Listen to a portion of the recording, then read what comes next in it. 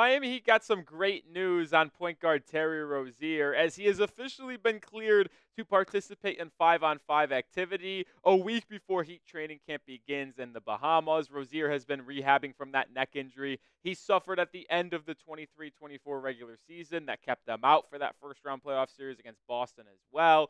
But now, after doing, I should say, 3-on-3 activities and personal activities all offseason, he now has been cleared to participate in 5-on-5.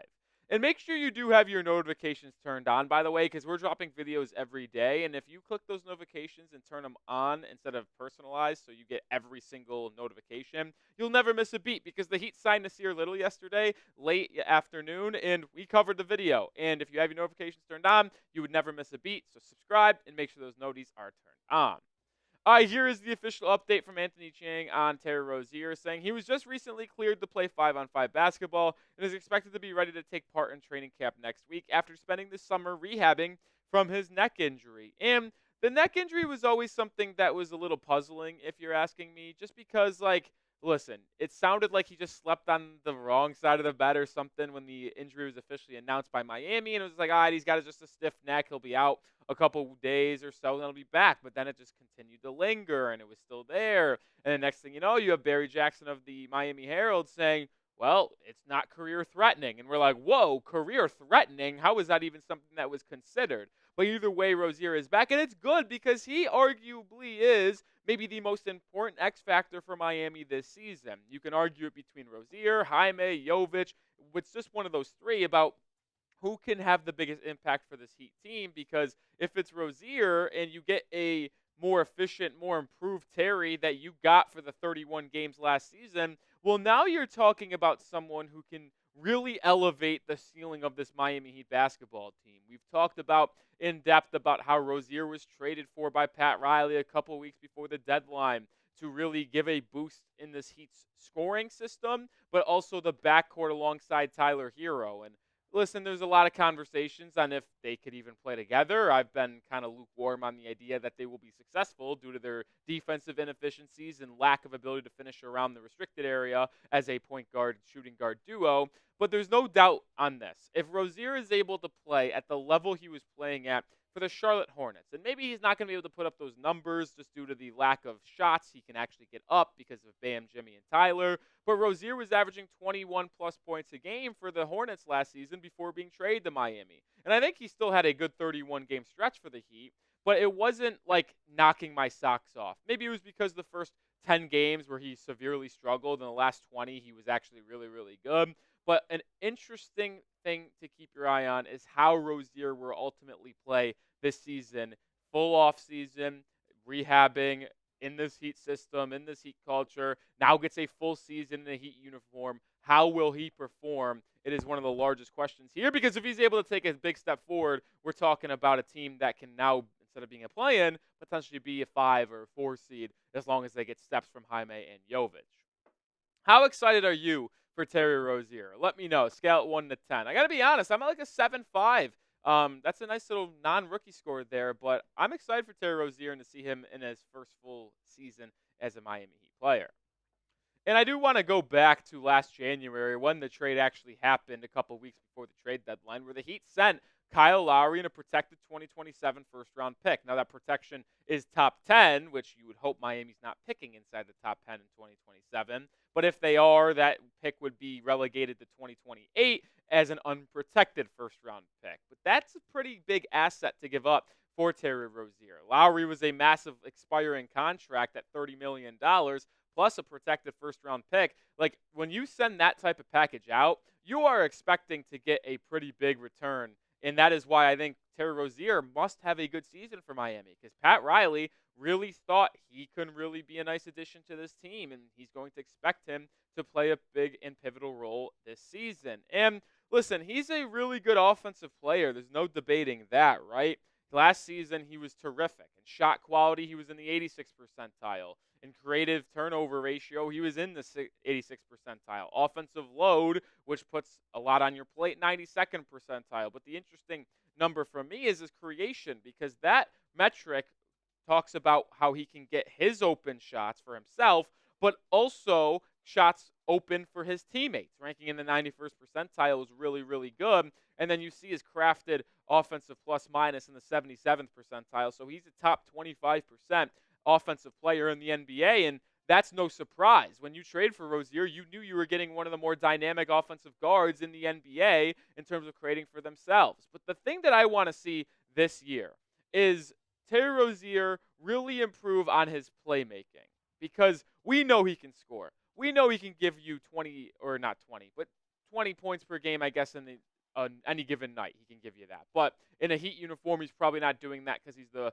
fourth option plus. But I'd like to see him improve on his playmaking, because the Heat are at their best when they have a natural point guard creating for Jimmy, creating for Bam, but also freeing up Tyler Hero for more catch and shoot opportunities and more opportunities to score in rhythm in the flow of the offense, rather than Hero having to create for himself. Because when you think about the Heat's best regular season over the past 5 years, it was in 2021-22 when Kyle Lowry was at point guard and performed really well for this team. Now, he didn't do it in the final 2 years as a Heat player, but in that first season, he was really good, and that's how the Heat were the number 1 seed. Rozier has not been able to showcase that ability to be a true natural point guard in the past, though. He's more of a 2 that is forced to play the 1 because of his 6-foot stature.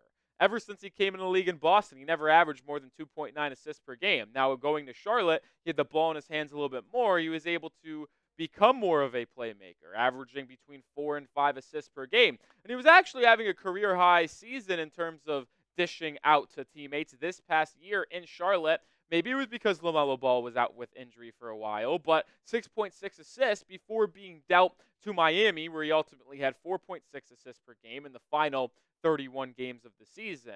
I don't want to take away his natural play or scoring ability, because he is one of the more dynamic scorers in the backcourt in terms of getting to his spot in the mid-range, getting to the rim. Even though he's not the most efficient finisher, he can get there anytime he wants. But the Heat need a more natural and true point guard. And I'd love to see Terry Rozier average 6+ assists per game. I don't want to put a number on it, because then that creates expectations that might be unwarranted, because we don't know how he's going to be officially used in year 2 under Eric Spoelstra in this offense.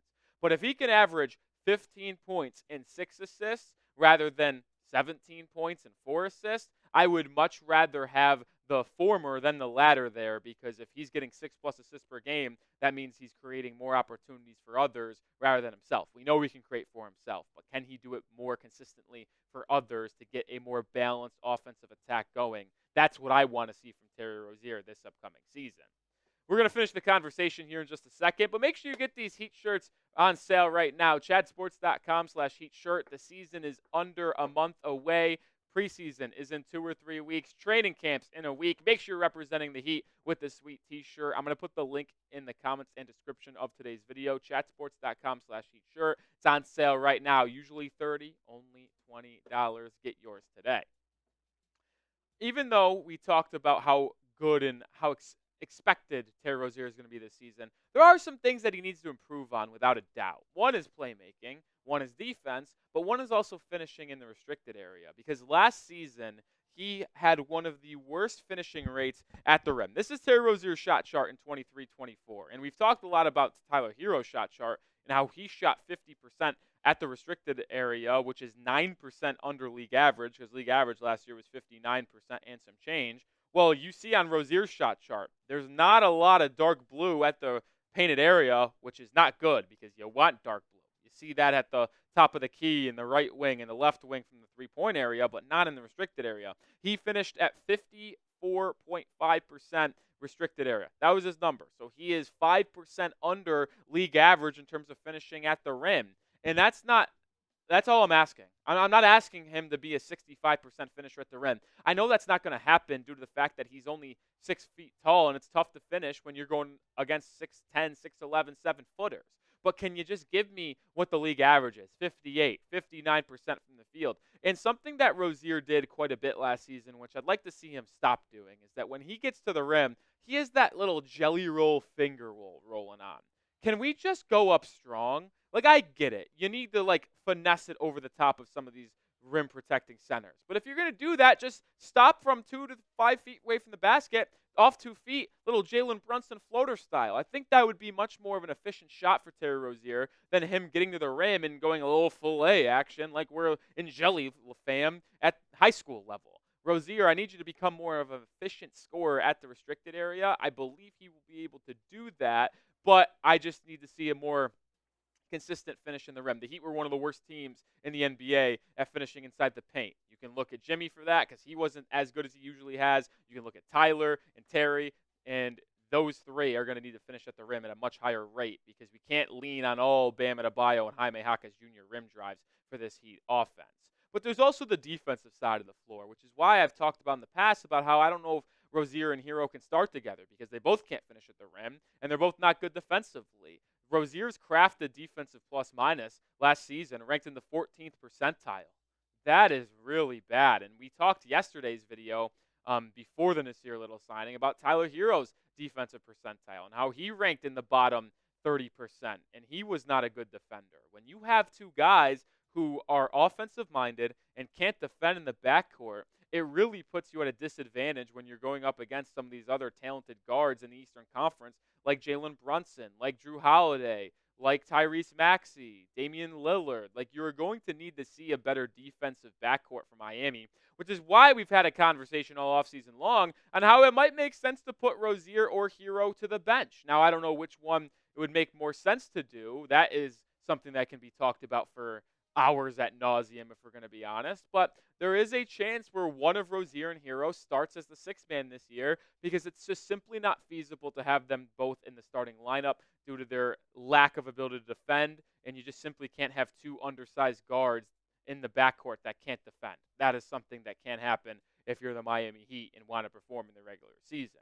So let me know, should Terry Rozier start for Miami? If you believe he should start, type S. If you believe he should be the sixth man on the bench, type your B's because, well, if Hero's on the bench, he's the sixth man. If Rozier's on the bench, he's the sixth man.